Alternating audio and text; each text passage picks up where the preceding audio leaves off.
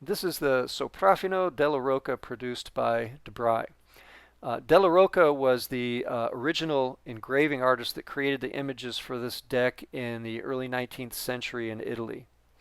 The Soprafino deck was created as a nicer, more expensive version of the tarot deck, hence the name Soprafino that means an extra fine. To me, these early 19th century Italian images are the most beautiful of any of the historic decks. Around 1880, the Avando company produced the version of the Soprafino that this de Brigh deck is based on. And I say this because it appears to me that the major arcana images match the Avando edition, as does the unique Ace of Cups, and the Ace of Pentacles retains the Avando name in the image itself.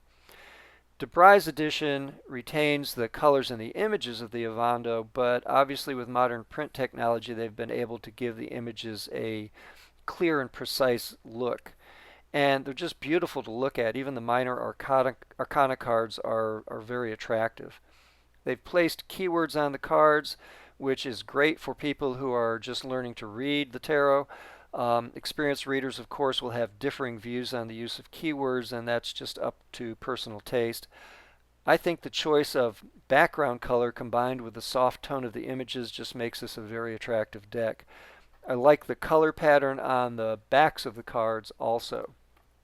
The cards aren't linen finish, they have a matte finish, so they're smooth but not glossy. And they have a soft feel.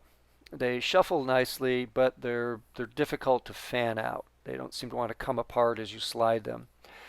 They feel more like cards that I've handled that were made in the early 20th century, so it feels a bit more like you're working with the type of deck that would have been used prior to modern materials, which is kind of fun.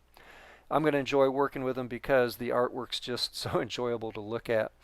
Um, these cards are just the right thickness. They're not so thin that they're going to wear out with a little bit of use, and they're not so thick that you can't shuffle them easily. So they're nice to work with.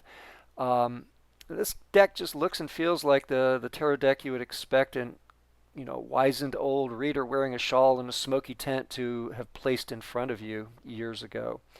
It also uses the Waite-Smith order of the trumps with strength as 8 and justice as 11.